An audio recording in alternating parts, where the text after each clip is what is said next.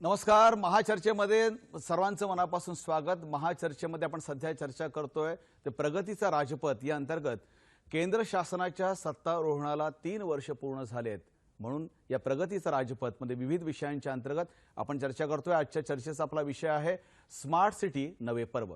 आजच्या या कार्यक्रमामध्ये आपल्याबरोबर सहभागी होत आहेत कल्याण डोंबिवली महानगरपालिकेचे आयुक्त आणि विशेषतः हा विषय राज्याच्या नगरविकास खात्याशी संबंधित असल्यामुळे नगरविकास विभागाच्या वतीने प्रतिनिधी म्हणून रवींद्रन सर आपल्याबरोबर आहेत. नगर नियोजन तज्ञ सुलक्षणा महाजन यामध्ये आहेत आणि नगर रचना तज्ञ नंदन मुणगेकरजी आपल्याबरोबर आहेत. या कार्यक्रमामध्ये विविध मान्यवर आपल्या थेट दूरध्वनी यंत्रणेवरने देखील आपल्याबरोबर यामध्ये सहभागी होणार आहेत. माननीय पंतप्रधान नरेंद्रजी मोदी यांनी स्मार्ट सिटी करण्याची केवळ घोषणा केली नाही, केवळ कागदावरच ठेवलं नाही, तर राज्यामधली आणि देशामधली महत्त्वाची शहरं स्मार्ट सिटी अंतर्गत तिथल्या योजना मंजूर केल्यात आणि त्या कार्यान्वित देखील होत आहेत. याविषयीच आपण ही चर्चा करतो. पण चर्चेला सुरुवात करण्यापूर्वी या विषयीचे एक ध्वनिचित्रफित पाहूया आणि मग आपण चर्चेकडे वळूया.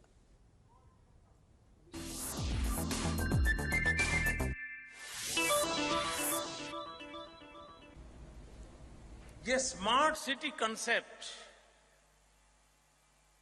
ये सिर्फ इस काम के लिए इतने पैसे दिए जाएंगे वो नहीं है। ये अपने आप में एक बहुत बड़ा जन आंदोलन है।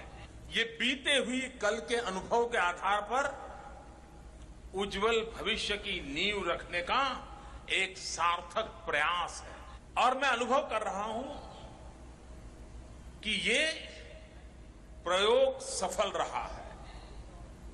स्मार्ट सिटी नरेंद्र मोदी पंतप्रधान पदावर विराजमान झाल्यानंतर त्यांच्या स्वप्नातील भारत घडविणारं पहिलं पाऊल म्हणजे स्मार्ट सिटी योजना. देशातील 100 शहरांना अद्ययावत यंत्रणांनी सुसज्ज मूलभूत सोयीसुविधांनी युक्त करण्याची योजना म्हणजे स्मार्ट सिटी योजना. स्वातंत्र्य मिळून 70 वर्ष उलटली तरी देशातील महत्त्वाच्या उद्यमशील शहरांमध्ये पायाभूत सोयीसुविधांची वानवा असल्याचं चित्र आहे. त्यामुळे अशा शहरांमध्ये अर्थार्जनासाठी लोंढेच्या लोंढे येत जातात आणि त्या शहरातील यंत्रणांवर ताण पडून सोयी सुविधा अपुऱ्या पडू लागतात. त्यामुळे देशातील 100 शहरं निवडून ती स्मार्ट करण्यासाठी नरेंद्र मोदी सरकारने पावलं उचलली. मुबलक पाणी, वीज, चोख सांडपाणी, मैला पाणी कचरा व्यवस्थापन, रुंद रस्ते, शिस्तबद्ध वाहतूक, ई-गव्हर्नन्स प्रणाली, सुशासन, प्रशासन, सरकार आणि नागरिकांमध्ये सौजन्यपूर्ण गतिमान संवाद आणि व्यवहार, वेगवान इंटरनेट, मनोरंजनाची उत्तम साधनं, चोख कायदा सुव्यवस्था, नैसर्गिक संसाधनांचा सुयोग्य वापर करताना ऊर्जेची बचत, पर्यावरण रक्षणासंबंधी नियमावली, सार्वजनिक व्यवस्थेचा सुयोग्य वापर आणि या सर्व प्रणालीचा वापर करण्यासाठी आवश्यक असलेली शिस्त, अशा सर्व गोष्टींचा प्रभावी अंमल असणारी ही शहरं बनविण्याचा सरकारचा मानस आहे. या शहरांमध्ये येणाऱ्या व राहणाऱ्या नागरिकांनाही स्मार्ट होण्यासाठी मार्गदर्शन गरजेचं आहे. योजना उत्तमच आहे, पण त्यासाठी प्रशासकीय अंमल व नागरिकांचा सहभागही आवश्यक आहे. कशी असेल स्मार्ट शहरं आणि त्यातील स्मार्ट जनता हे जाणून घेण्यासाठीच आजची ही महाचर्चा.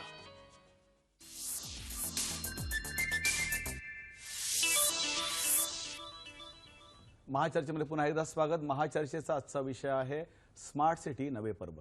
रवींद्रन सर, मुळात स्मार्ट सिटीची जी वैशिष्ट्ये आहेत ते प्रामुख्याने काय सांगता येतील?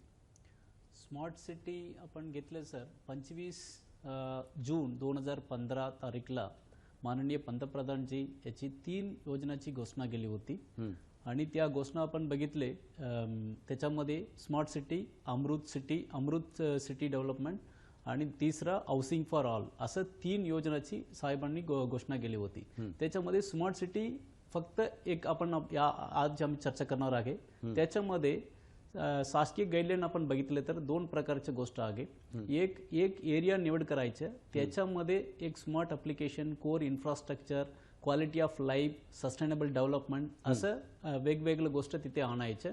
आणि दुसरा पॅन सिटी सोल्युशन, त्याच्यामध्ये आम्ही सगळं IT सोल्युशन्स आणायचं, सर्व्हिस वेगळं स्पीडने, जास्त स्पीडने लोकांना पोहोचण्यासाठी. असं दोन प्रकारच्या याच्या घटक आहे त्याच्यामध्ये. तर स्मार्ट सिटी योजना संदर्भात 100 सिटी निवड करण्यात आलेली आहे. त्याच्यामध्ये पूर्ण भारतामध्ये वेगवेगळ्या स्कीम राबवण्यात आलेल्या आहे. पहिल्यांदा कॉम्पिटिटिव्ह बेसवर निवड करून एक स्कीम आता आलेली आहे, ते स्मार्ट सिटी स्कीम. याच्यामध्ये 100 सिटी पार्टिसिपेट केले. पहिल्या राऊंडमध्ये 20 सिटी निवड करण्यात आलेली आहे. त्यांच्या स्मार्ट सिटी प्रपोजलची आम्ही सबमिट केलेली प्रोजेक्ट व्यवस्थित आहेत किंवा ते तपासणी करून त्याच्याप्रमाणे रँक दिलेली होती. त्याच्यानंतर फास्ट ट्रॅक सिटी म्हणून 13 सिटीची निवड करण्यात आलेली होती. दुसऱ्या राऊंडमध्ये 27 सिटी निवड करण्यात आलेली होती. आता अजून 40 सिटी निवड करायचं बाकी आहे. ओके. आपण जर का पाहिलं तर याचा आपण गोषवार आपण सांगितलं. महाजन मॅडम, आपण नगररचना तज्ज्ञ आहात. स्मार्ट सिटीची तांत्रिक व्याख्या आपण कशा पद्धतीने कराल? खरं म्हणजे स्मार्ट सिटीची तांत्रिक व्याख्या अनेक लोक अनेक प्रकारांनी करतात. परंतु माझ्या दृष्टीने सगळ्यात महत्वाचं आहे की स्मार्ट सिटीची उद्दिष्ट कशी ठरवली जातात, त्याच्यावरनं स्मार्ट हा शब्द कसा आला ते आपण बघूया. एस म्हणजे स्पेसिफिक, म्हणजे विशिष्ट शहराचे विशिष्ट प्रश्न लक्षात घेऊन ते नवीन तंत्रज्ञानाने सोडवायचे. दुसरं आहे मेजरेबल, म्हणजे आपण पाणी किती देणार हे प्रत्येकाला बरोबर मोजून द्यायचं, त्याप्रमाणे मोजून पैसे घ्यायचे. ज्यांनी कमी वापरलं तर कमी पैसे, जास्त वापरलं तर जास्त पैसे. दुसरं आहे की जे आपली उद्दिष्ट आहेत ती आपल्या उपलब्ध साधनांमध्ये साध्य करायचे. म्हणजे पाण्याची उपलब्धता नसताना आपण 100 लिटर पाणी देऊ असं ते उद्दिष्ट असणार नाही. जर पाण्याची उपलब्धता 50 लिटर असेल तर 50 लिटर हेच उद्दिष्ट ठरवावं लागेल.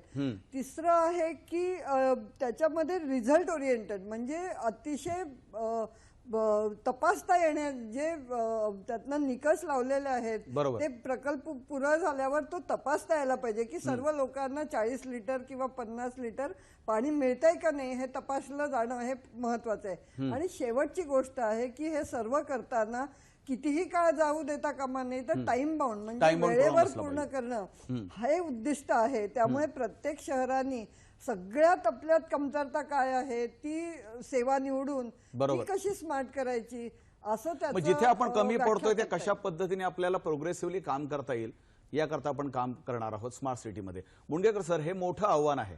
आपण जर का पाहिलं तर शहरांच्या मोठ्या गंभीर समस्या प्रत्येक शहरांच्या आहेत, ग्रामपंचायतीपर्यंत ते आता पोहोचल्यात. हे आव्हान आपण स्मार्ट सिटीच्या माध्यमातून कसं पेलणार आहोत? सर्वप्रथम ज्यावेळी भारत स्वतंत्र झाला त्यावेळी महात्मा गांधीने एक वाक्य सांगितलं होतं की गावासाठी, गावाच्या विकासासाठी आपण केलं पाहिजे खेड्याकडे चला आणि तरच आपण आपली शहरं सुद्धा योग्य रीतीने चालवू शकू. आता झालंय काय, मागल्या शतकात शहरीकरण होतं 15%, 2008 साली जे डिक्लेअर झालं ते 50%, म्हणजे 35% वाढ. आणि आता तर ती 2008 नंतर जास्तच आहे. कारण ह्याच्यामध्ये झालंय काय, खेड्यांमध्ये ज्या मूलभूत गोष्टी लागतात, शिक्षण, आरोग्य, एंटरटेनमेंट, फायनान्स, ह्या गोष्टी नसल्यामुळे सगळे खेड्यातली लोक शहराकडे धाव घेतात. आणि शहरं एवढी मोठी झाली आहेत की ती आता त्यांना पेलणं शक्य नाहीये. त्यामुळे हे पेलण्यासाठी आपण स्मार्ट सिटीमध्ये हे नवीन जी टेक्निक्स आहेत आजची, म्हणजे माहिती आणि तंत्रज्ञान आणि आपलं जीवन ह्याचा मेळ बसवायचं काम हे स्मार्ट सिटी म्हणून आपण करतो आहोत. रवींद्र सर, आपण जर का पाहिलं तर आता आपण नगरविकास विभागाचे प्रतिनिधी म्हणून या कार्यक्रमात सहभागी होत आहे. पण तत्पूर्वी आपण आयुक्त आहात कल्याण डोंबिवली महानगरपालिकेचे. हे जेव्हा स्मार्ट सिटी संदर्भात काम आहे, पण कल्याण डोंबिवलीचा जरी विचार केला किंवा ठाण्याचा पण विचार केला, तिथे कशा पद्धतीने काम सुरू झालेलं आहे अशा सारख्या शहरांमध्ये? महाराष्ट्रामध्ये एकूण 10 सिटी स्क्रीनिंगमध्ये सिलेक्शन झाले होते. हो. त्याच्यामध्ये 7 सिटी ऑलरेडी निवड झालेली आहे. पूर्ण भारतमध्ये बघितलं तर महाराष्ट्राचे सहभाग खूप जास्त आहे. 70% सिटी ऑलरेडी स्मार्ट सिटीमध्ये आलेली आहे. त्याच्यामध्ये कल्याण डोंबिवली आपण आता सेकंड राऊंडमध्ये निवडून आलेले असल्यामुळे कल्याण डोंबिवलीमध्ये ऍक्च्युली प्रोजेक्ट इम्प्लिमेंटेशन करणारे यंत्रणा आहे SPV स्पेशल पर्पज व्हेकल, त्याची ऑलरेडी आम्ही स्थापना केलेली आहे. त्याच्यानंतर महत्वाचे प्रोजेक्ट आहे.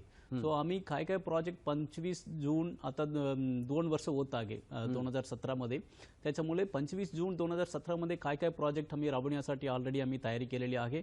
आणि त्याच्यानंतर आमच्याची मिशन पिरियड आहे आणि त्या मिशन पिरियड मध्ये आम्ही कंप्लीट करावं लागणार सगळं महत्वाचे प्रोजेक्ट्स.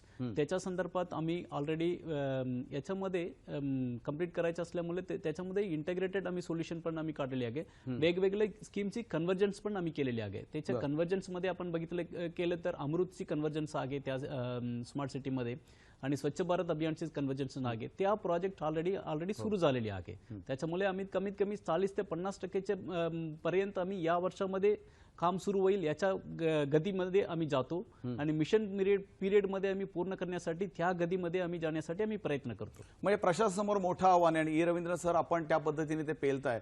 या कार्यक्रमाच्या पार्श्वभूमीवर आजच आपल्याला आता जी बातमी आलेली आहे त्याप्रमाणे मुंबई शहरातल्या जो कोस्टल रोड आहे त्याला केंद्रीय पर्यावरण खात्याने मंजुरी दिलेली आहे. त्यामुळे हा प्रस्ताव आता पुढच्या भविष्यामध्ये खऱ्या अर्थाने कामासाठी त्याला लवकरच सुरुवात होईल अशी अपेक्षा बघूया. या कार्यक्रमातली चर्चा आपण अशाच पद्धतीने सुरू ठेवणार आहोत. तत्पूर्वी घेऊया क्षणभर विश्रांती. पाहत रहा महाचर्चा.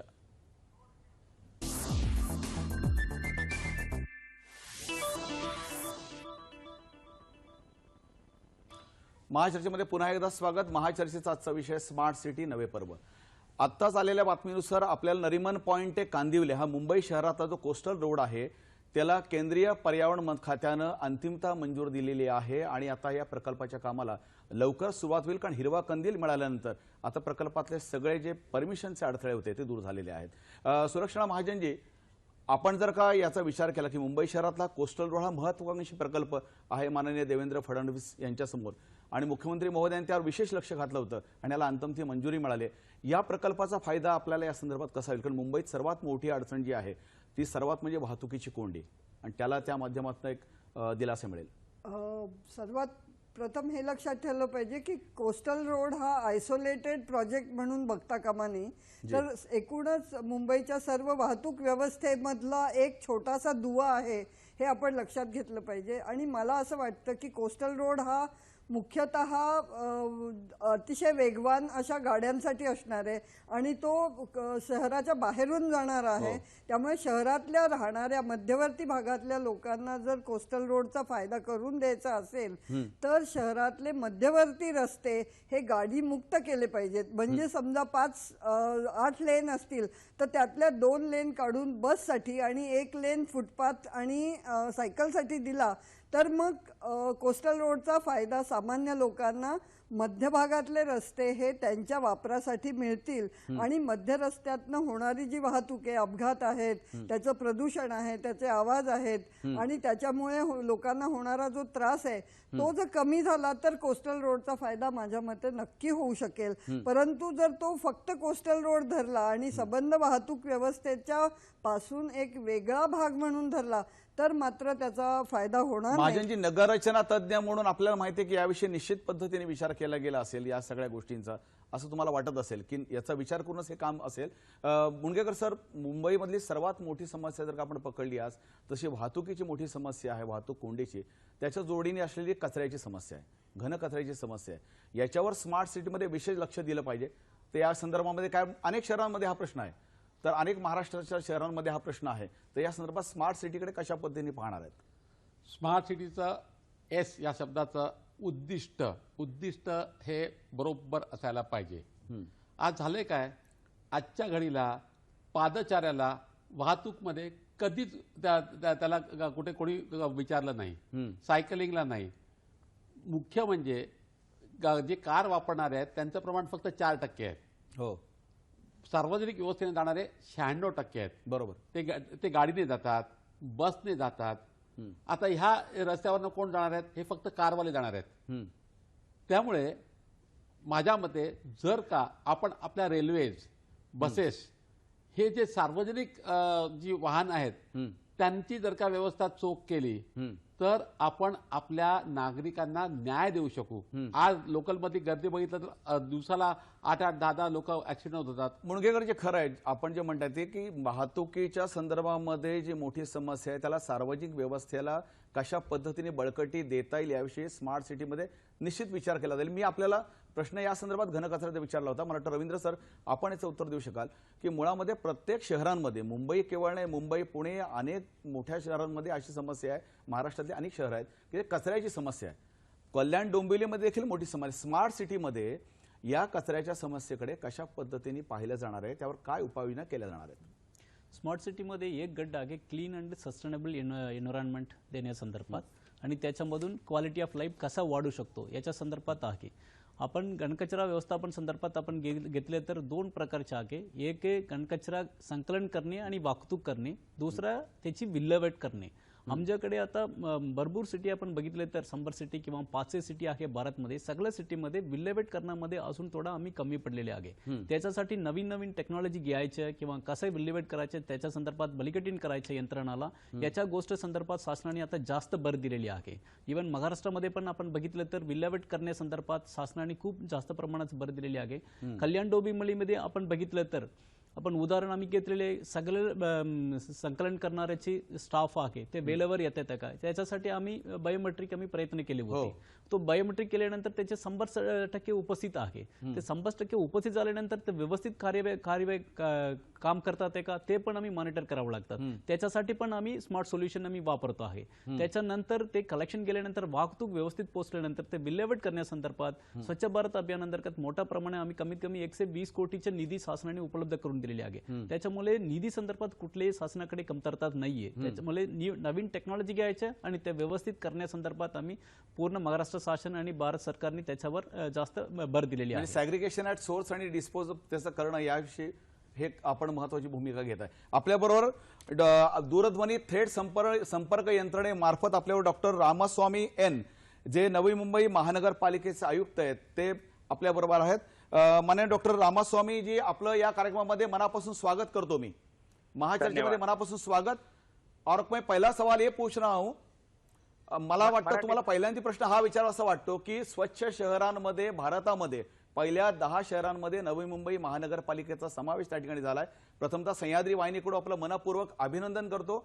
आणि ह्या स्मार्ट सिटीकडे पाहत असताना जरी नवी मुंबई स्मार्ट सिटीमध्ये नसलं तरी कशा पद्धतीने स्मार्ट सिटीला सामोरं जाताना हे आव्हान पेलणं आवश्यक आहे, काय केलं पाहिजे? धन्यवाद. हा, नवी मुंबई यावर्षी ते 8व्या क्रमांकावर आहे देश बाटलीवर. आणि स्मार्ट सिटीमध्ये आम्ही नसलो तरी ते स्मार्ट सिटीमध्ये जो काय कॉम्पोनंट आहे त्याच्यामध्ये आम्ही तो काम करत आहोत.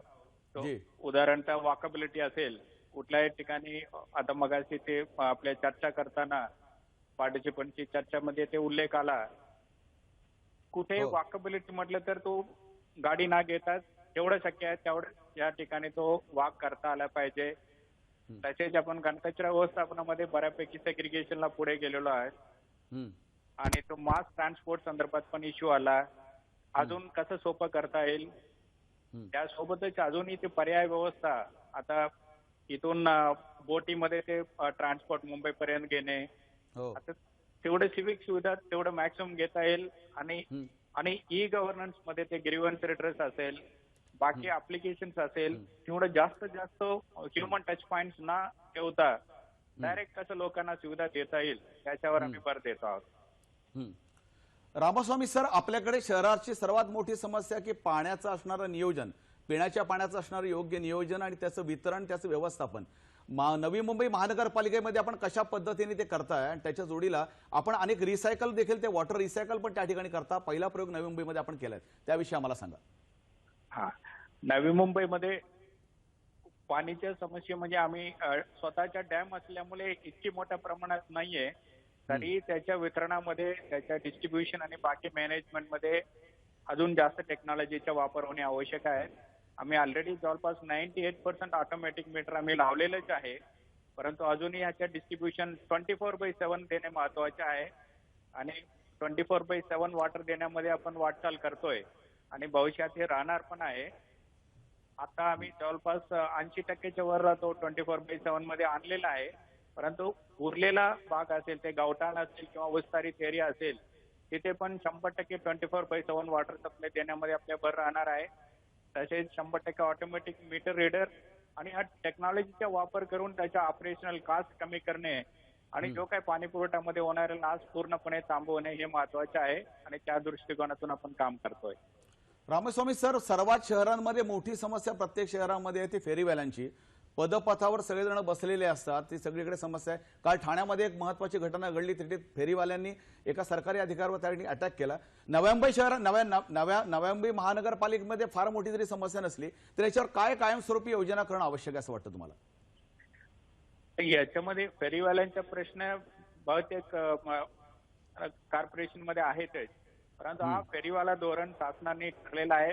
प्रत्येक नगरपालिका कॉर्पोरेशनने त्याच्या संदर्भात नियोजन करतच आहे आणि नवी मुंबईमध्ये आम्ही त्याच्यासाठी ते वेगळे झोन निर्माण केलेला आहे आणि याच्या दोन्ही व्यवस्था करावा लागेल. त्यांच्यासाठी लागणारे इन्फ्रास्ट्रक्चर देणे महत्वाचे आहे. त्याच सोबत आपण थोडंसं कडक भूमिका पण घ्यावा लागेल. म्हणजे ते आपण थोडं शिस्तबद्ध नसेल मग तो हा फेरीवाल्याचा प्रश्न असणार आहे. आपण हा फेरीवाल्यांच्या लाईव्हलीहूडचा पण ते आपण विचार करावा लागेल. परंतु त्यासाठी ते फेरीवाल्यासाठी तो ठराविक झोन निर्माण करणे आणि त्यांना ते व्यवस्था करून देणे महत्वाचे आहे. आणि दोन्ही केले तर इन्फ्रास्ट्रक्चर देऊन आपण कडक भूमिका घेतली तर नक्की हा मिटवू शकतो असं माझं म्हणणं आहे. रामेस्वामी सर, आपण या कार्यक्रमात सहभागी झाला त्यापर्यंत पुन्हा एकदा आपले मनपूर्वक आभार व्यक्त करतो. मुद्दामून परत एकदा घटना सांगावीशी वाटते. काल ठाणे शहरामध्ये काही हॉकर्सनी त्या ठिकाणचे उपायुक्त ठाणे महानगरपालिकेचे आहेत त्यांच्यावर ठिकाणी हल्ला केला होता. आजच्या या कार्यक्रमामध्ये आपण या कार्यक्रमामध्ये ठाणे महानगरपालिकेच्या आयुक्तालयाला देखील बोलावलेलं होतं, त्यांना पत्र पाठवलेलं होतं. काही कारणामुळे त्या ठिकाणी उपस्थित नसले तरी नगररचना तज्ज्ञ आपल्या सुलक्षणा महाजन आहेत. अशा पद्धतीचे हॉकर झोन जर का तयार केले नाहीत तर हा प्रश्न तर आपण बाहेर पडणार नाही. स्मार्ट सिटीमध्ये याचा कसा अंतर्भाव असेल? खरं म्हणजे वाहतुकीच्या समस्येमध्ये अनेक अडथळे आहेत. त्यात फेरीवाले हे काही ठिकाणी असतात. खरी समस्या वाहतुकीच्या प्रश्नामध्ये अशी आहे की अफाट वाढलेली गाड्यांची संख्या आणि वेडीवाकडी कुठेही पार्क केलेली वाहनं आणि त्याच्यामुळे होणारे अडथळे, तसेच जी रिक्षा आहेत, टॅक्सी आहेत, त्यांची वेडीवाकडी समस्या जी आहे. त्यामुळे ही समस्या केवळ फेरीवाल्यांमुळे होते आहे असा प्रचार जो आहे तोही चुकीचा आहे. हे सर्व जर करायचं असेल, जर वाहतूक सुरळीत व्हायची असेल तर जिथे जिथे स्टेशन्स आहेत तिथे वाहतूक सुरळीत होताना फेरीवाल्यांना कसं सामावून घेता येईल याच्यासाठी आम्ही ट्रान्झिट ओरिएंटेड डेव्हलपमेंटची कल्पना आता सगळ्या जगामध्ये मांडली जाते. परंतु दुर्दैवाने हे कल्पनेला आपल्याकडे थारा मिळालेला नाही आणि नगर नियोजन करतानाच फेरीवाले यांना प्राधान्य आहे आणि पार्किंगला दुय्यम प्राधान्य आहे, पादचाऱ्यांना सर्वात जास्त प्राधान्य आहे. ह्याची जर नोंद घेतली तर आपल्याला नियोजन नक्की करता येतं.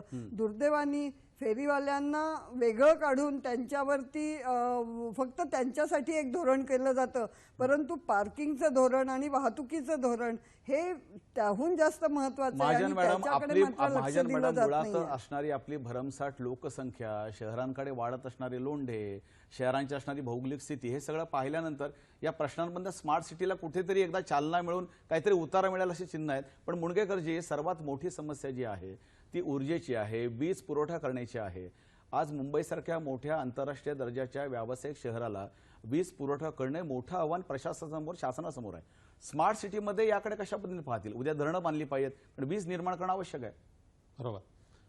सर्वप्रथम मी आधीच्या एका प्रश्नाकडे अजून तरी राहिला, ते घन कचरा व्यवस्थापन. हो, शासन सगळं प्रयत्न करत आहे, कॉर्पोरेशन प्रयत्न करत आहे, परंतु नागरिक स्वतः स्मार्ट होत नाही तोपर्यंत हा प्रॉब्लेम सुटणार नाही. खरी गोष्ट. प्रत्येकाने, आपल्या भारतातला जो नागरिक आहे प्रत्येकाने स्मार्ट झालं पाहिजे. हा कचरा कुठे टाकायचा, ओला कचरा कसा करायचा, सुका कचरा, हे झाल्याशिवाय आणि आपण जेवढा मायक्रो लेवलवरती त्याचं जर का आपण निराकरण केलं तर आपण पुढच्या ज्या आपल्या महानगर राज्य आहेत त्यांना त्याचा प्रश्न कमी भेडसावेल. ऊर्जेबद्दल का, वीज पुरवठ्याबद्दल काय सांगता येईल? वीज पुरवठ्याबद्दल आज नशिबाने मुंबईसारख्या ठिकाणी वीज आहे, परंतु मुंबई सोडली तर तुम्ही जरा बाहेर गेलात तर तिथे प्रत्येक ठिकाणी काही वेळ हा वीज पुरवठा नसतो. त्यामुळे आज जो वीज पुरवठा होतोय त्याचं आपण प्रत्येकाने नियोजन केलं आणि मुंबईसारखा इतर शहरात सुद्धा त्याचा फायदा दिला. आज जी इलेक्ट्रिसिटी इथे आपल्या होर्डिंग्स वरती आहेत ती एवढी वारेमाप खर्च होत आहे. प्रत्येकाला आपण जर का त्यांचं लिमिट ठरवून दिलं तर हे योग्य रीतीने डिस्ट्रीब्युशन करता येईल. नाही, जशा पद्धतीने आपल्याकडे या स्मार्ट सिटीमध्ये ठरवलं तर महाजन मॅडम मगाशी म्हटल्या की पाणी किती पद्धतीने पुरवलं गेलं पाहिजे, पाण्याची उपलब्धता त्याप्रमाणे त्याचं असणारे वितरण. रवींद्र सर, महाराष्ट्रामध्ये जे आता स्मार्ट सिटी करता जी शहरं निवडली गेलेली आहेत त्या पूर्णपणे त्याचे आराखडे असल्यामुळे ती स्मार्ट सिटी निवडली गेली, पण शासनाकडे असणारा निधी, केंद्र शासनाकडे असणारा निधी आणि नैसर्गिक संसाधनं याचा मेळ कशा पद्धतीने घातला जाईल या स्मार्ट सिटीसाठी आणि काय टार्गेट ओरिएंटेड काम केलं जाईल?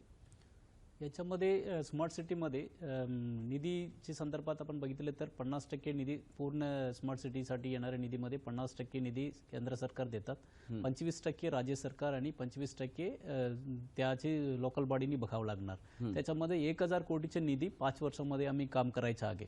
त्याच्यामध्ये बघितलं तर कोर इन्फ्रास्ट्रक्चरवर जास्त भर द्यायचा आहे. कोर इन्फ्रास्ट्रक्चर आपण घेतलं तर रस्ता, पाणी पुरवठा, स्वच्छता किंवा अंडरग्राउंड ड्रेनेज हे सगळं कोर इन्फ्रास्ट्रक्चरमध्ये येते. वीज पुरवठा किंवा स्ट्रीट लाइटिंग हे सगळं कोर इन्फ्रास्ट्रक्चरवर येते. त्याच्यामुळे याच्यावर आम्ही जास्त भर देत आहोत. आपण पाणी पुरवठा संदर्भात बघितलं तर आता उदाहरण कल्याण डोंबिवली घेतलं तर आमच्याकडे आता सध्या असलेली पाणी पुरवठा स्कीम भविष्यात 2040 पर्यंत आमच्याकडे कॅपॅसिटी आहे.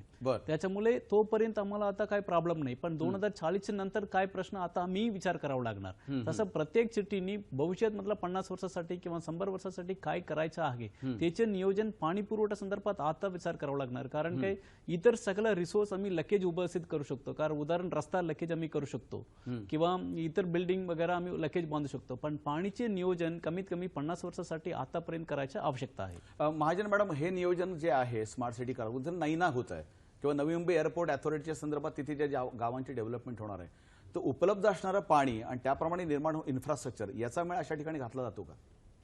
पण दोन गोष्टी याच्यात मी हे करू इच्छिते की ऊर्जेचा प्रश्न हा सुद्धा पाण्याशी निगडीत हो, अगदी बरोबर आहे. आणि म्हणून मला असं वाटतं या सगळ्या स्मार्ट सिटीच्या संपूर्ण प्रकल्पामध्ये ऊर्जा साधनं ही विकसित करणं आणि ती स्मार्ट करणं हा सगळ्यात महत्वाचा दुवा सगळ्याच बाबतीत आहे. आता सोलर एनर्जीला त्या ठिकाणी हे देत आहेत ना. नाही, उदाहरण द्यायचं ऊर्जेचं. आजच एक बातमी आली की म्हणजे तुम्ही कोस्टल रोड पेक्षाही ती जास्त महत्वाची अशी आहे की मध्यवर्ती सरकारने काही टेंडर काढली होती सोलर विजेसाठी, म्हणजे सूर्य ऊर्जेसाठी जी टेंडर काढली होती त्यांनी 3.25 रुपयांनी ऊर्जा मिळेल असं धरलं, पण प्रत्यक्षात टेंडरमध्ये केवळ 2.5 रुपयांनी ऊर्जा मिळेल असंच त्यांना लक्षात आलेलं आहे. याचा अर्थ असा आहे, आणि थोडंसं आपण जर भविष्यात डोकावलं तर येत्या काही काळामध्ये रिन्युएबल एनर्जी म्हणजे पुनर्वापर करणारी जी ऊर्जा आहे याचं प्रमाण झपाट्याने वाढणार आहे.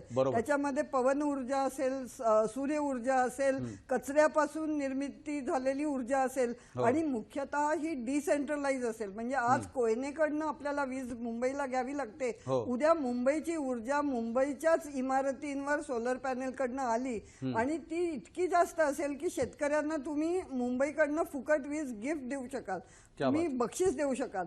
आणि मला वाटतं स्मार्ट सिटीमध्ये आता उदाहरण पाण्याचा प्रश्न सुटेल, कचऱ्याचा प्रश्नही ऊर्जेमध्ये कन्व्हर्ट केलं की सुटू शकेल. मुख्यतः ऊर्जेमुळे वाहतुकीचा प्रश्न सुटेल, कारण वाहनं आज जी पेट्रोल आणि डिझेलवर चालतायत ती येत्या काही वर्षात विजेवर चालतील आणि पर्यावरण स्वच्छ म्हणजे विशेषतः पर्यावरण सुलभ आणि हरित पर्यावरण निर्माण करण्यासाठी आवश्यक असणारा ऊर्जा स्रोत जो आहे तो त्या पद्धतीने सौर ऊर्जेच्या माध्यमातून अनेक विषयांवर आणि पैलूंवर आपण चर्चा करणार आहोत. पण महाचर्चेचा अत्यंत जिव्हाळ्याचा आजचा विषय आहे आपला स्मार्ट सिटी नवे पर्व. आपण पाहत राहा महाचर्चा. तत्पूर्वी घेऊया क्षणभर विश्रांती.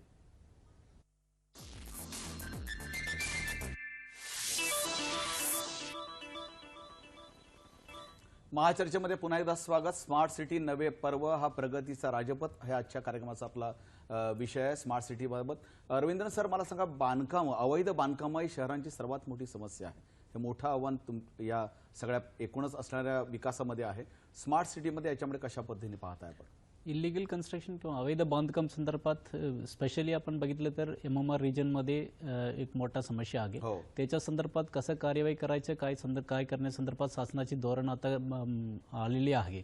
त्याच्याप्रमाणे त्याच्यावर निर्णय प्रत्येक अर्बन लोकल बॉडीने आता घेतील. आणि याच्या व्यतिरिक्त इतर भागामध्ये पण महाराष्ट्र भागामध्ये अर्बन लोकल बॉडीमध्ये जास्त प्रमाणात भर असल्यामुळे लोक मायग्रेशन जास्त येत असल्यामुळे ऍक्च्युली इलिगल कन्स्ट्रक्शन वाढत चालू आहे. पण त्याच्याची इलिगल कन्स्ट्रक्शनवर नियंत्रण ठेवण्याच्या लोकल बॉडी आहे त्यांच्याची काम भूमिका कठोर घ्यायला पाहिजे, तेव्हा ते रोखू शकतो. आणि त्याच्या व्यतिरिक्त शासनाचे आता नवीन धोरण आहे त्याच्याप्रमाणे आम्ही पुढे चालण्यासाठी आम्ही प्रयत्नशील आहोत. जसं नवी मुंबई दिघ्यामध्ये जशी भूमिका घेते तुकाराम मुंडे साहेबांनी तशी भूमिका घेणं आवश्यक आहे. महाजन मॅडम, सर्वात महत्त्वाचा मुद्दा हाच आहे की आता मुंबईसारख्या शहराचं उदाहरण आपण घेतलं तर धारावी आहे किंवा BDD चाळीचा मुद्दा आहे. तिथे क्लस्टर डेव्हलपमेंट करता 2.5 ते 3 किंवा 3.5 FSIची घोषणा शासनाने केली. यातना प्रश्न सुटेल का जटिल होईल? एक लक्षात घ्यायला पाहिजे की क्लस्टर डेव्हलपमेंट हा काही सर्व झोपडपट्टी किंवा सर्व घरांच्या प्रश्नावरचा उतारा नाहीये. बरोबर. अनेक प्रकारचे रोग जसे शरीराला होतात आणि वेगवेगळी औषधं द्यावी लागतात, तसा हा जो अनधिकृत बांधकामांचा, झोपडपट्ट्यांचा आणि पडीक घरांचा अशा अनेक समस्या गृहबांधणी क्षेत्रामध्ये विशेषतः मुंबई आणि महानगरांमध्ये दिसतात. परंतु याच वेळेला आपण जर माहिती तंत्रज्ञानाचा उपयोग केला तर आपल्याकडे असं लक्षात येईल की गृहनिर्माणाबद्दल अजिबात अद्ययावत माहिती मिळत नाही. आणि स्मार्ट सिटीमध्ये तुमच्याकडे किती परमिशन दिल्या, किती बांधकामं झाली, किती घरं रिकामी आहेत, किती बांधली गेली, किती लोक कुठे राहत आहेत, आता तुमच्याकडे सगळ्यांची आधार कार्ड आहेत, प्रत्येकाचा पत्ता आहे, किती लोकांना किती घरं हवी आहेत, या कशाचाही ताळेबंद अजूनही लावला जात नाहीये. आणि म्हणून स्मार्ट सिटी करत असताना घरांच्या बाबतीत विशेषतः आपल्याला आपल्या नागरिकांची माहिती संपूर्ण आहे का हा प्रश्न शासनाला विचारायला पाहिजे. किती लोक येतात, किती जातात. आज मुंबईमध्ये एकीकडे महाजन मॅडम तुम्ही म्हणतात तो विषय खूपच मोठा आहे. मला फक्त थोडक्यात असं सांगा की क्लस्टर डेव्हलपमेंट मधून ज्यादा FSI दिल्यानंतर समस्या वाढतील की कमी होतील? नाही, जादा FSI मुळे हा प्रश्न सुटेल असं मला वाटत नाही. कारण झोपडपट्टीला 2.5-3 FSI देऊन सुद्धा असं झालेलं आहे की एका बाजूला काही झोपडपट्ट्यामधले लोकांना घरं मिळाली आहेत आणि दुसऱ्या बाजूला 3.5 लाख घरं रिकामी झाली आहेत जी विकली जात नाहीत. आणि याच्या पुढे 1.5 लाखाच्या पलीकडे आकडाच जात नाहीये. त्यामुळे झोपडपट्टी निर्मूलनासाठी झोपडपट्टी निर्मूलन फुकट घर देण्याची योजना ही सपशेल फसलेली योजना आहे आणि त्यामुळे ह्याचा पुनर्विचार करायला पाहिजे. परंतु दुर्दैवाने कुठच्याही शहराच्या स्मार्ट सिटी योजनेमध्ये मला एकाही शहरामध्ये घरं बांधणी आणि आपल्या घरांची समस्या ह्याचा उल्लेख सुद्धा सापडत नाही. हे अतिशय दुर्दैवाचं आहे. मुंडगेकरजी, इतर देशांची तुलना करत असताना आपण जर का आपल्या भारताचा विचार केला, मोठ्या मोठ्या शहरांचा आपल्या महाराष्ट्रातला विचार केला तर आपण त्याच्या नियोजनामध्ये, नगररचनेच्या नियोजनामध्ये ती सुसूत्रता या स्मार्ट सिटीच्या माध्यमातून कशी आणणार? विशेषतः बांधकामाच्या संदर्भात ठरवलं, ट्रान्सपोर्टेशनच्या संदर्भात ठरवलं तर कसं करणार? आता ह्यामध्ये आज जे तंत्रज्ञान आपल्याकडे अवेलेबल आहे, जे तंत्रज्ञान ते आजपर्यंत अवेलेबल नव्हतं, त्याकडून प्रत्येक होणाऱ्या बांधकाम, त्याच्या असलेल्या परमिशन्स त्या घेतल्या, ह्या सगळ्या परमिशनचा गोषवारा ठेवून आणि ह्या सगळ्या परमिशन्स ह्या पब्लिक सुद्धा करता येतात. आणि ह्या अशा प्रकारे करून प्रत्येक बांधकाम जे होत आहे ते कायदेशीर आहे किंवा बेकायदेशीर आहे ह्याच्यावरती नजर ठेवता येते. हे नजर ठेवल्यामुळे आणि त्याची यंत्रणा ही इलेक्ट्रॉनिकली झाल्यामुळे ह्याच्यामध्ये मानवी हस्तक्षेप नसेल. आणि त्या हस्तक्षेप नसताना आपण काटेकोरपणे ह्याच्यावरती कारवाई करू शकतो. त्यामुळे ह्या नवीन तंत्रज्ञानाचा GPS आहे, आपले सॅटेलाइट्स आहे, ह्याचा वापर आपण आता उदाहरणार्थ देतो. कांदळवन म्हणजे मँग्रोव्ज ही तोडली जातात, त्याच्यावरती घरं तयार होत आहेत. आता हे आपल्या सॅटेलाइटने दिसतंय ना, मग त्याचा वापर का नाही करत आहे? मुंडगेकर सर, आपल्याबरोबर आजच्या या कार्यक्रमामध्ये दूरध्वनी थेट संपर्क यंत्रणेमार्फत ठाणे शहरांमधून ज्येष्ठ आर्किटेक्ट शशी देशमुख जे आपल्याबरोबर आहेत. या महाचर्चेमध्ये देशमुख साहेब, आपलं मनापासून स्वागत. आपण संपूर्ण कार्यक्रम ऐकत असाल, पाहत असाल मगाचपासून. क्लस्टर डेव्हलपमेंटमध्ये FSI देऊन शहराला संजीवनी देण्याचा एक वेगळा प्रयत्न केला जातोय. ही समस्या ठाणे शहरामध्ये देखील आहे.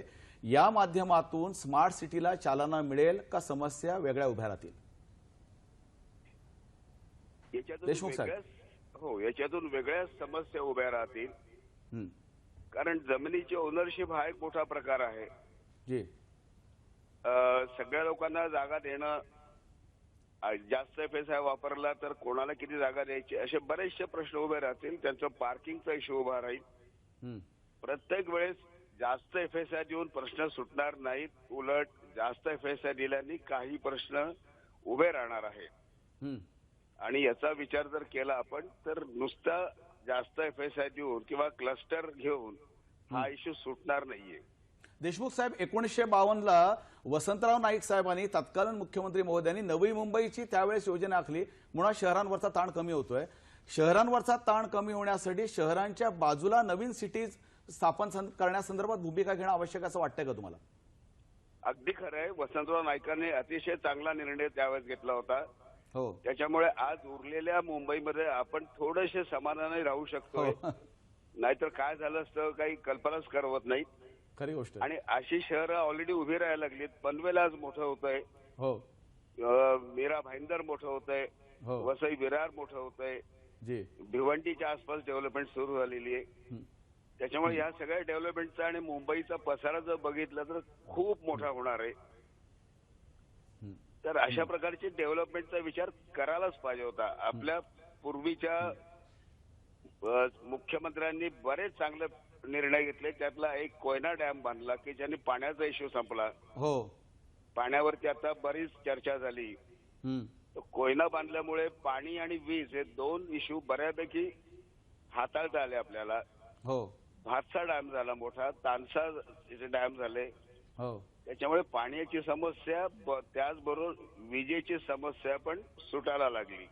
देशमुख साहेब, पाण्याचा भरोसा केवळ पडणाऱ्या पावसावर आपल्यावर असतो, ते आपल्यात अजूनही नाही. पाण्याचं नियोजन करणं आवश्यक आहे.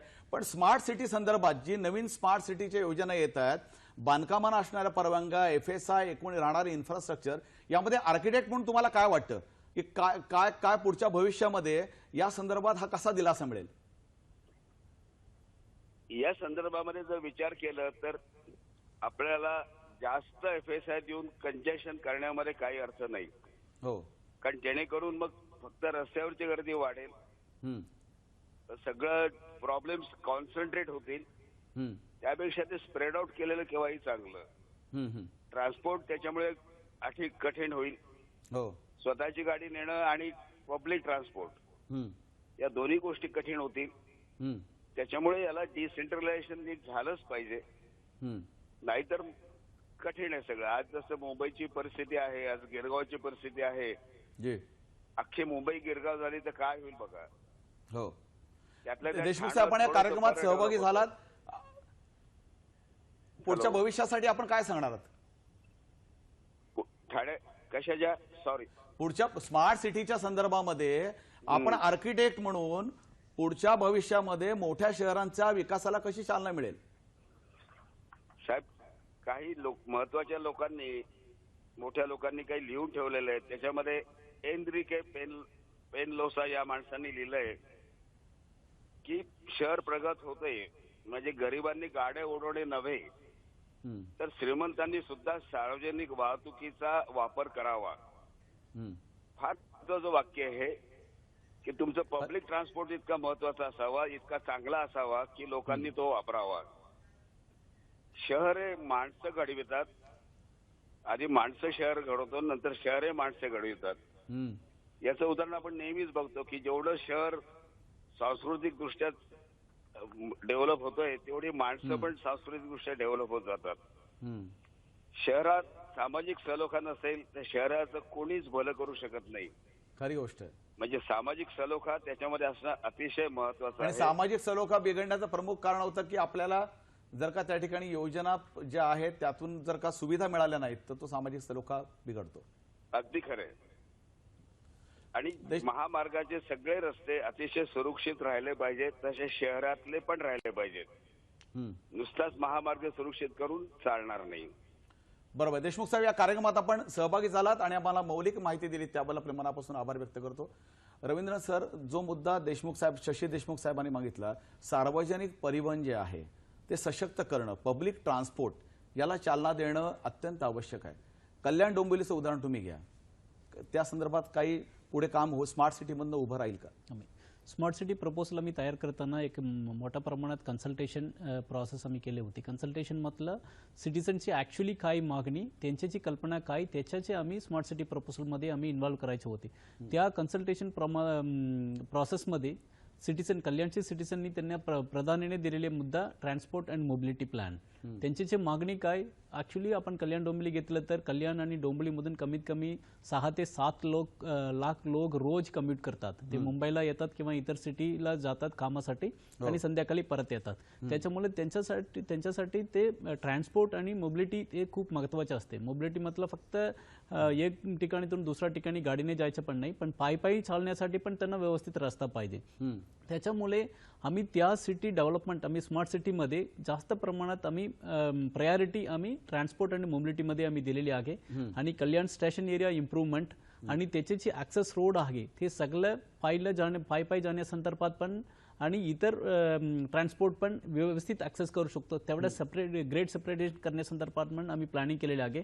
आणि कदाचित ते पुढच्या 3 ते 4 महिना कालावधीमध्ये ते प्रोजेक्ट सुरू करण्यासाठी आम्ही प्रयत्नशील आहे.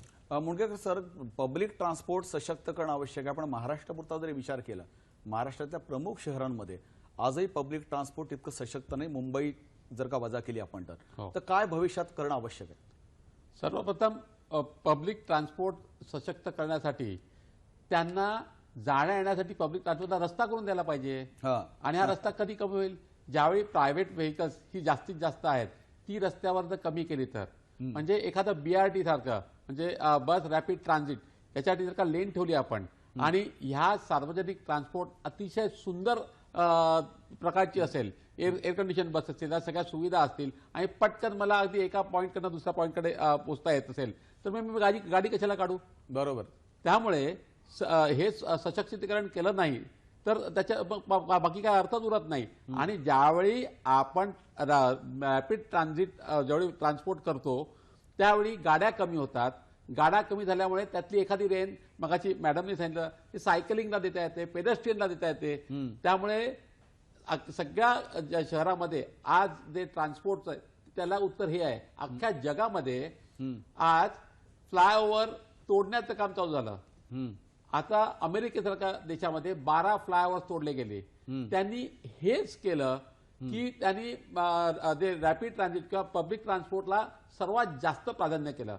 नंतर गाड्यांना सिटी सेंटरमध्ये जाण्यासाठी मनाई केली. त्यांचं पार्किंग अतिशय महाग करून टाकलं, जेणेकरून आणि त्यांना एक प्रोव्हिजन पण दिली की तुम्ही रॅपिड ट्रान्झिटने जाऊ शकता. ह्या दोन्ही गोष्टी केल्यामुळे ज्या कार्स होत्या 95-96 त्या कमी झाल्या आणि बसेसने वाढल्यामुळे पोल्युशन कमी झालं. मुंडगेकर सर, मध्यंतरी 2 व्हीलरच्या संदर्भात भूमिका जेव्हा घेतली की भारत 3चं व्हेकल विकलं जाणार नाही, भारत 4, भारत 5 पर्यंत आपण पोहोचलोय आणि त्याविषयी काम तर सुरूच आहे.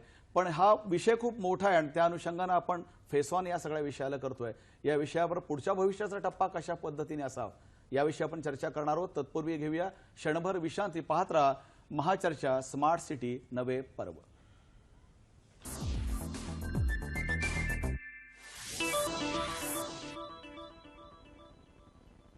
महाचर्चेमध्ये स्वागत. स्मार्ट सिटी नवे पर्व याविषयी आपण चर्चा करतोय. रवींद्र सर, प्रत्येक शहरांमध्ये प्रमुख मुद्दा आहे तो सांडपाणी विल्हेवाट लावण्याचा. त्यामुळे मोठं जलप्रदूषण होतंय, सगळीकडे मोठी समस्या आहे. याच्यामध्ये भविष्यात आपण काय करणार? याच्याच खूप महत्त्वाचं याच्या रिसायकलिंग टेक्नॉलॉजी करणे खूप महत्त्वाचं आहे. प्रत्येक अर्बन लोकल बॉडीने याच्या संदर्भात खूप विचार करावा लागणार. उदाहरण कल्याण डोंबिवली घेतलं तर आमच्याकडे कमीत कमी 360 MLD आम्ही लिफ्ट करतो पाणी देण्यासंदर्भात. त्याच्याची 80% आम्ही पकडलं तर 80% आम्ही लोकांना पोचतो. त्याच्यात 80% आम्हाला सांडपाणी म्हणून बाहेर जाते. त्या विल्हेवाट करण्यासंदर्भात ऑलरेडी आम्ही 4 रिसायकलिंग स्टेशन आम्ही ऑलरेडी उपस्थित केलेले आहे आणि सिवेज ट्रीटमेंट प्लॅन आणि त्याच्यामध्ये येणारे आता पाणी पुन्हा रिसायकलिंगमधून कसा वापर करू शकतो ते आम्ही विचार करतो आहे. आमच्याकडे तर डोंबिवली सारख्या सिटीमध्ये आमच्याकडे MIDC एरिया असल्यामुळे त्याच्याकडे त्यांना देऊ शकतो पाणी. इतर आमच्याची गार्डन किंवा पार्किंग याच्यासाठी पण आम्ही वापर करू शकतो. युटिलिटी कार वॉशिंगला आपण देऊ शकतो. त्याच्यामुळे त्याच्या संदर्भात आम्ही कमीत कमी 120 MLD आता पाणी आमच्याकडे रिसायकल्ड पाणी आता येते, त्याचा आम्ही विचार करत आहे. तसं प्रत्येक सिटी पण आम्ही करू शकतो आणि इतर नवीन मुंबईमध्ये तसं करतात आणि ठाणेमध्ये पण तसंच करतात. असं मोठ्या प्रमाणाचं सिवेज ट्रीटमेंट प्लांट घेणे आवश्यक आहे आणि रिसायकल्ड वॉटर त्याच्याची ऑप्टिमम क्वालिटी मेंटेन करणे आणि त्याच्यानंतर पण ते पुन्हा वापरणे खूप महत्त्वाचे आहे. महाजन मॅडम काय करणार, नगररचना तज्ञ म्हणून काय सांगाल? मोठी समस्या आहे. मलनिस्सारण आणि सांडपाण्याच्या संदर्भात ऍक्च्युली स्मार्ट सिटीमध्ये अनेक प्रयोग झालेले आहेत, अनेक यशस्वी प्रयोग झालेले आहेत आणि ते आता उदाहरणार्थ रिओ डी जानेरोमध्ये संपूर्ण शहरामधले जे सांडपाणी वाहून नेणारी जी गटार आहे त्या गटाराच्या प्रत्येक झाकणाला एक सेन्सॉर बसवलेला असतो आणि त्या सेन्सॉर मधनं सांडपाणी तुंबतंय का वाहतंय ह्याची नोंद लगेचच मध्यवर्ती कक्षाला जाते आणि जर सांडपाणी अडत असेल तर ताबडतोब तो दुरुस्त करायला माणसं येतात आणि सांडपाण्याची वाहतूक व्यवस्थित होते.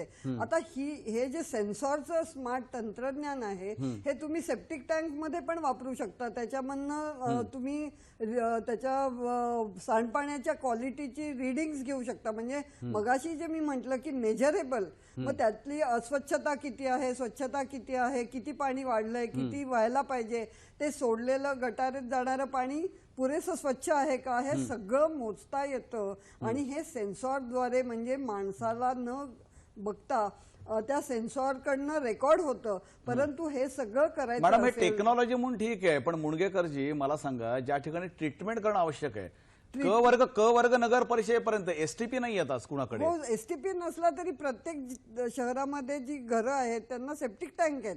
सेप्टिक टँकला सुद्धा ही सेन्सॉर्स बसवून त्या घराच्या मालकाला त्याचं रिडिंग घेता येतं. त्यामुळे सेन्सॉर सगळ्याकडे मध्यवर्ती यंत्रणा पाहिजे याची काही गरज नाही. पण ऍट सोर्स त्याच्यावर प्रक्रिया करून ते शुद्ध करणं, प्रक्रिया पण अशी टेक्नॉलॉजी विकसित आहे का? ते बागेला वापरता येईल, ते संडासाला वापरता येईल, ते वेगवेगळ्या पद्धतीने पुन्हा वापरासाठी येईल आणि त्यामुळे पाण्याचा वापरही कमी होतो. त्यामुळे या डिसेंट्रलाइज पद्धती ज्याच्यात बायोटेक्नॉलॉजी वापरता येते, ज्याच्यामध्ये मेकॅनिकली पण स्वच्छ करता येतं, याच्यामध्ये निवड करायला भरपूर व्हावे आणि जेवढी क्षमता त्याप्रमाणे आपण तंत्रज्ञान निवडणं हे जे आहे, आपल्या पैशात काय बसतंय, आपल्या खिशाला काय परवडतंय, आपल्या लोकांना काय शिक्षण देता येईल, हे सगळ्या गोष्टी म्हणजे नागरिक स्मार्ट करणं, स्मार्टपणे नागरिकांना स्मार्ट करणं आवश्यक आहे. मुणगेकरजी, आपण स्मार्ट शौचालयाचा प्रयोग राबवलेला प्रत्यक्ष तो सांगा आणि त्यातून खरंच तो लोकांनी ऑप्ट केलं का, लोक तो वापरतायत का? हो, अगदी मला सांगायला आनंद होतो की हा प्रोजेक्ट मी मुंबईमध्ये राबवला आणि त्याच्यामध्ये झोपडपट्टीमध्ये हे स्मार्ट शौचालय डिझाईन केली गेली आणि ह्याच्यामध्ये अगदी म्हणजे लहान मुलांपासून किंवा व्हीलचेअर वरती असलेला मनुष्य, स्त्रियांसाठी वेगळी व्यवस्था, पुरुषांसाठी वेगळी व्यवस्था. परत ह्याला लागणारं पाणी आम्ही कसं केलं तर सर्वप्रथम आम्ही पाणी ते वॉशिंग मशीन्सना घेतलं. वॉशिंग मशीन मधलं उरलेलं पाणी आणि आंघोळीचं पाणी हे कलेक्ट करून हे परत रिसायकल केलं. रिसायकल केलेलं पाणी आम्ही ते फ्लशिंग करता वापरलं.